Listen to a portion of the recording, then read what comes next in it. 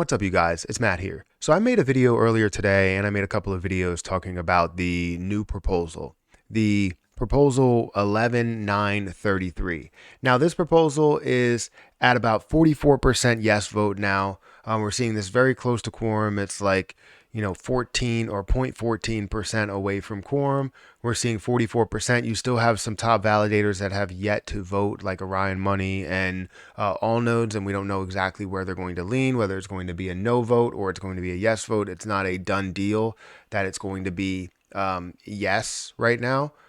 But the point is that we're seeing this grow a little bit more and catching a little bit of traction to where people believe in the burn tax and where we can go. I believe the burn tax should have been a thing this whole entire time that we've been through this bear market. It was a missed opportunity to burn at some of the lowest levels possible.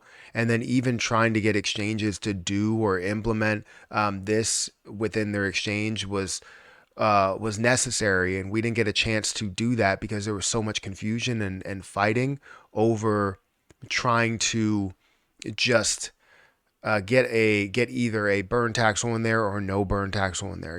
That's kind of what the fight actually was. So in this video, I want to take you through kind of some of the numbers, right? I like to do the math and go through some of these numbers for you guys to give you a sense. Now, I understand that there's going to be a lot of variables, right? The variables could be the fact that we may see more volume, we may see less volume. We also might see a higher price as things do burn. But this kind of shows you exactly what the bigger picture could be if we found a way to get all of these exchanges on board, as well as look at the on-chain volume that's happening there. Understand that throughout this whole entire process, these 18 months, we have yet to see this volume increase like we expected to see it increase. Yes, we're seeing more volume nowadays because of, we're getting into like the bullish market. So we're seeing a lot of volume nowadays, but we didn't see any good volume at these lower levels because nothing was really happening. It was just a bunch of bickering. It was just a bunch of arguing back and forth. We should do the burn tax. We shouldn't do the burn tax, when honestly it should have been in there and just stayed in there. A 1% tax is not going to kill volume. Maybe a 20% tax or a 10% tax, there's possibility that that could be the case. But when you look at 1%, when you look at less than 10%, we have that standard. I live in Pennsylvania and I have a 6% sales tax. Like, I don't not buy things at the grocery store because I have a 6% sales tax, right? They fix roads with all of these taxes. The point is to build a better foundation. I'm putting out a tweet later today, and hopefully you guys like it, where I state that you don't build a house on a broken foundation.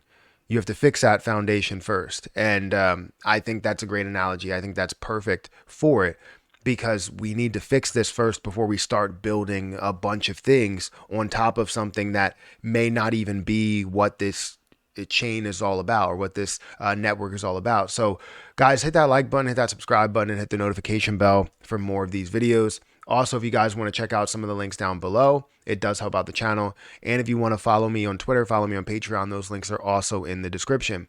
Don't forget about my Margex link. If you guys want to start trading with Margex, you can trade up to 100x leverage on some things. You can trade 50x leverage on some things. So feel free to check out that link down below as well. It should be the first link in the description. But let's go ahead and get into this, right? Because we have to understand the numbers. We have to understand all the different detail. I'm going to maybe hide a couple of things just so, we have kind of that element of surprise, I guess. But I'm going to hide a couple of things, and we're going to look at the different numbers that it does show. So if we look at this Excel spreadsheet, we're going to see that today's volume is around 104 million, with 104,000 that's on chain. So you're looking at like 0.1%, not 1%. You're looking at 0.1% of the supply that's happening on chain versus off chain. We haven't really seen the off-chain moves. We haven't really seen the on-chain moves and more volume that's happening there, even though we have had 18 months of just pushing like, hey, we should be all about utility, bring this down to the 0.2% so people can build and we could see so much more volume. We haven't seen that so much more volume that they claim we should see. It's not about the tax that increases or decreases the volume. The volume is going to be, the 1% tax is not going to have an impact. I guarantee it's not going to have an impact. But what it will do is, as you look at things, people that are trading fast, people that are trading off exchange or off chain, yeah, it may have a little bit of an impact to where they kind of look at a position instead of buying into it with knowing that it's going to be cheap or whatever the fee is on Binance or whatever. Now they have to worry about the 1% tax, which they still will find a way to trade because you're looking at hundreds of percent that you can gain within this, or even, 20%. So if you're losing 1% here and 1% there, 20% still going to make up for that. So if you're a seasoned trader, a seasoned investor, you understand how to do that. I mean, it goes back to the days to where we used to invest with Scott Trade and all these other places to where you're paying $7 per trade, $7.99 per trade. And, those were the days where day trading was tough. And now day trading is easy because it's not really easy, but it's easier because you have zero fees, right? On a lot of platforms. But anyways, when we look at this, it's $104 million worth of volume off chain, which I spelled that wrong. And then you look at $104,000 on chain. Now, if we look at the price where it currently is at 1.5% of a penny, and we look at the on-chain volume or the on-chain dollar amount for volume, we're looking at $1,248. If you also see the off-chain volume, it's $1.2 million there, and that's basically with the tax. So as we look at those, that's with the tax there, and the total will be $1.249 million there. So if we look at the total that we can burn off daily, it would be about 6.8 billion coins that we can burn off daily, right? So that's fantastic to be able to see that.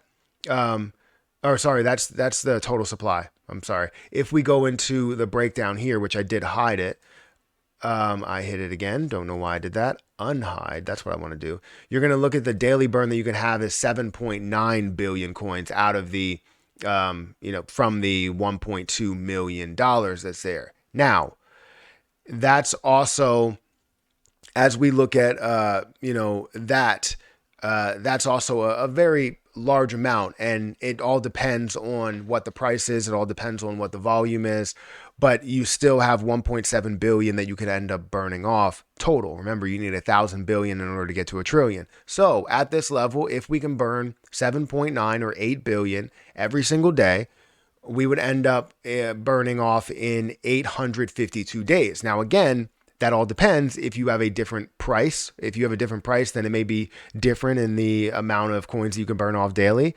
If you have different volume within the day, it may be different. So if you're looking at, let's say, $1 billion worth of volume, which we saw recently, and we're still kind of at these levels, we would be looking at 77 billion per day, which means that we can burn off in 88 days or just 0.24 months. So basically like a fourth of the year, a quarter. We can burn off in a quarter if that's the case where we see multiple $1 billion days. Now, if we see $1 billion days and the price does find a way to rise where it ends up increasing to, let's say, 0.0003 on average there, well, yeah, we're burning off 33 billion, but in the beginning stages, we'll burn off 77 billion and work our way down to 33 billion. And then we'll have 201 days that it takes, so a half a year for it to burn off the entire supply. Now, that all depends what happens, right? If we see that fluctuation, if we see that absolutely rise in the price because people see all of this movement and all of the volume that goes into it is buy volume because people now see where it can go. Well, now you have an extended price, which means that it may be more difficult to burn, meaning that we see, let's see, a $2 billion price, a $2 billion volume days that we're seeing consistently. But instead of seeing that, we're now seeing a drop zero where it's at, basically like 1 or 10% of a penny there. That means that we'll burn off 15 billion and it'll still take us 442 days to burn off. So even if you're looking at this as a drop zero, a massive price increase from where we are, it's like a 10x return from where we are, 10x movement from where we are. You're looking at $2 billion and you're looking at that 1.2, which would be $24 million or 15 billion coins there. So honestly, as you see 15 billion that you can burn off every single day, and the total amount you end up burning off in a year and a quarter, right? 5 quarters. it still shows an aggressive rate to burn off, way better than what we've seen. If we would have just established this from the beginning and said, hey, it's all about the burn tax, we need to burn 1.2%. Now forget about trying to argue and bring it back, because we need to burn. It doesn't matter what you think about that. We need to burn. Let's move over to the exchanges and get them to implement it. MEXC was already implementing it. Coin-In was already implementing it. You know, we had others that we were looking to kind of contact and get them to do it, right? Binance said if we can get all other exchanges on board, they would do it. So now all we had to do was go after these exchanges. But what did we decide to do? We decided to attack back and forth going, no, it's because of the 1.2%. The volume is down because of that. That wasn't the case, and it never was the case. So I suggest that first we pass this. We vote to get this passed and have the on-chain tax changed, even though it's not going to make a crazy impact. It's going to do something for the community pool as well as the staking. And if we can see more volume that happens on chain, it gets a little bit better. But honestly, we could see so much that happens here if we see multiple billions of dollars that goes through in volume, which honestly is not ridiculous to say. We can see multiple billions that go through in volume. We can see this skyrocket in a certain price. But with all of this movement that we've seen over this past 18 months, we've been burning a very, very small amount when we could have reached out to these exchanges and explained exactly what we're trying to do, that we're on the same page, but we can never say that. Every time I tried to explain to an exchange, you know, that we're on the same page, and they were like, well, it doesn't look like it. You keep trying to change the tax. And every time we have to adjust to whatever this tax is because you can't decide on where you need to be. A 1% tax is not a game breaker, or is not a game changer for them, or a deal breaker. I kind of put the two together, but it's not a deal breaker for them. It's just the point that the community is not together is kind of that deal breaker to say, we're not going to implement a tax because you don't know where you're going. So let's find out where we're going. Let's get this proposal passed, and let's go on about our merry way. And hopefully we don't see them attacking again and say, well, we don't feel like that was justified, so we're going to go ahead and try and reverse that tax again. We don't want that. We just want to move forward. Let's go and address these exchanges and get it implemented, right? So guys, hit that like button, hit that subscribe button, hit that notification bell for more of these videos. Also, make sure you check out any of the links down below. And if you guys want to check out my Margex link, that link is the first one in the description. But let me know your opinion about this in the comment section. But I'm going to get out of here, and I'll catch you guys in the next one. See ya.